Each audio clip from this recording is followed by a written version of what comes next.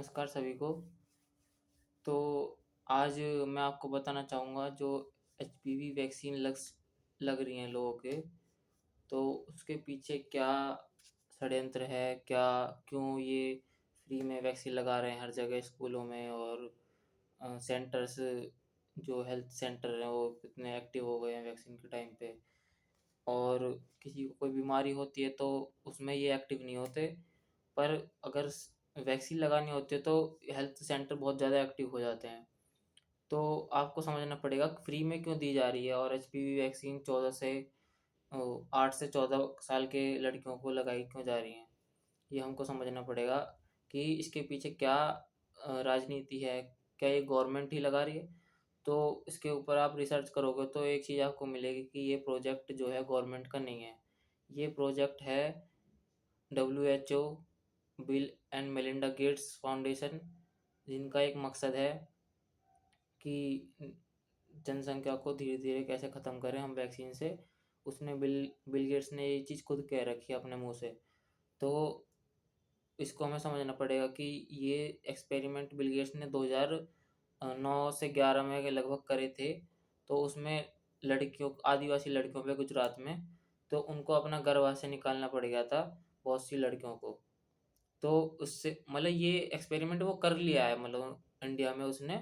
अब वो चीज़ चल रही है मतलब नई फिर से मतलब कि एक्सपेरिमेंट होने के बावजूद भी वो चीज़ आगे बढ़ाई जा रही है। तो इसके पीछे मतलब इसने गवर्नमेंट से मिलके पूरा सिस्टम से मिलके हाथ मिला लिया है कि ये हर किसी को मतलब वैक्सीन लगानी है।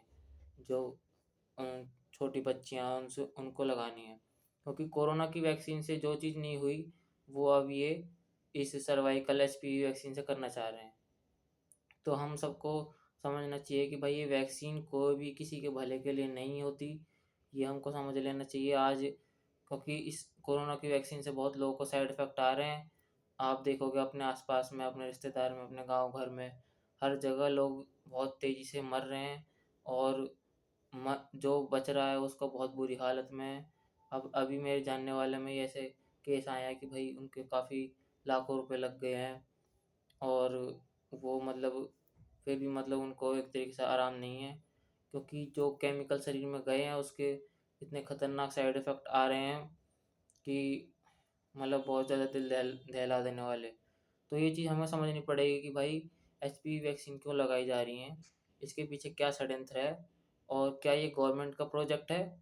और स्कूलों में जो अपार आईडी बनी है उसमें एक चीज़ दे रखी है कि ये हम बिन पूछे तुम पेरेंट्स से कभी भी वैक्सीन लगवा सकते हैं, कभी भी कोई दवा दे सकते हैं, कभी भी कुछ भी कर सकते हैं। तो जिसने वो अपार आईडी बना लिया है, तो अब स्कूल में ऐसे बहुत से केस सुनने को आ रहे हैं कि प्राइवेट स्कूल हो या सरकारी स्कूल हो, उसमें वो ज़बरदस्ती मतलब कि बच्चों को वैक्सीन लगा रहे हैं बिन माँ-बाप से पूछे।